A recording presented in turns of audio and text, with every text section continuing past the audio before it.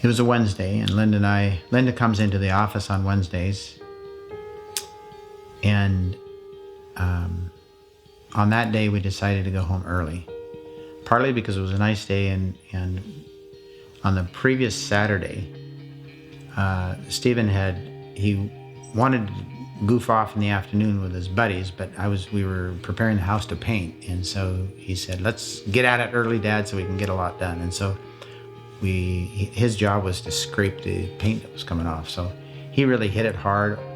And about halfway through the job, he comes back and says, hey, Dad, do you realize how long this is going to take? And I said, yeah.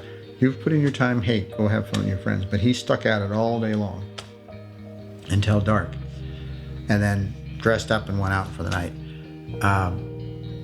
Really worked hard. So anyway, so we have a exposed wall with a lot of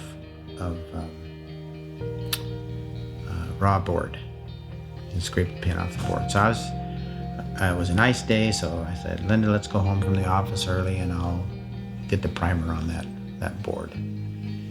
And so as we drove into the driveway, Stephen's car was there, and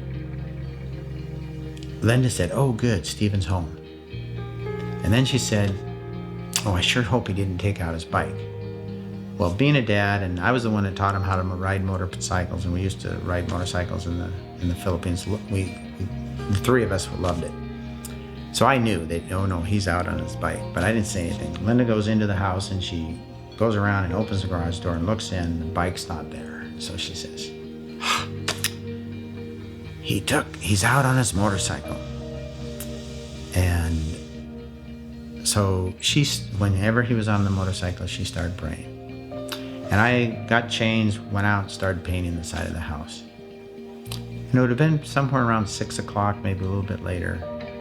I heard this, my name was shouted by Linda.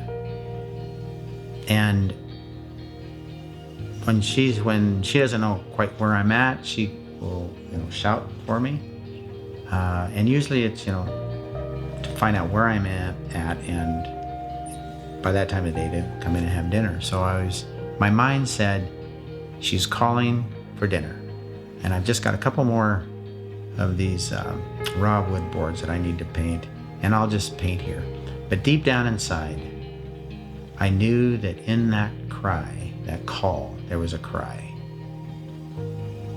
And because it was from around the side of the house, and I don't know if there was a car going by or something, so it was hard to really hear it clearly, everything in me wanted to say, just stay right here. It was just a call for dinner. But instantly, and I don't know what prompted it, but instantly I knew that I needed to go and see what was going on.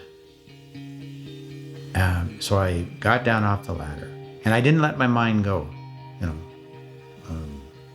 that might be this, might be that. I didn't let my mind go there. I just got off the ladder, I walked around to the back of the house where the deck was.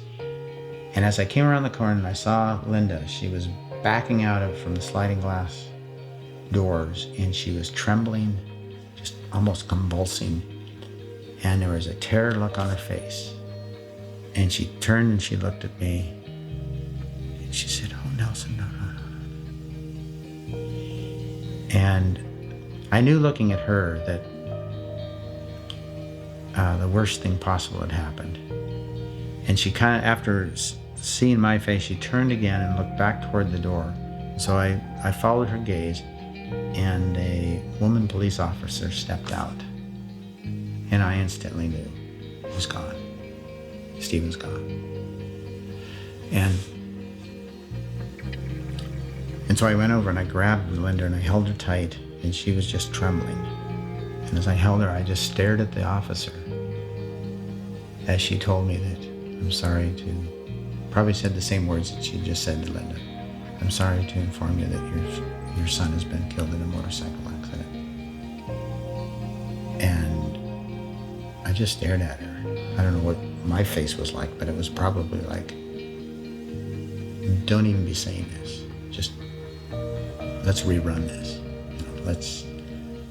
I remember distinctly that I wished that it was a dream.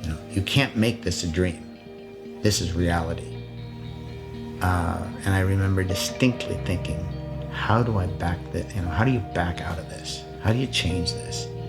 And just, I don't even know how to explain it, but you take the reality that's in the words being said, and and what was wonderful about this lady is that you could tell that she was it wasn't a job, and there was great compassion in her voice and a reaching out of her soul. I mean, you could feel it, and wanting to help us. And I just said, I shook my head and I said, I don't want to accept, something like, I don't want to accept this, or this. I didn't say it couldn't be true. It was more like I didn't want to go down that path. And I don't remember after that exactly what this officer, McGuire, said, but she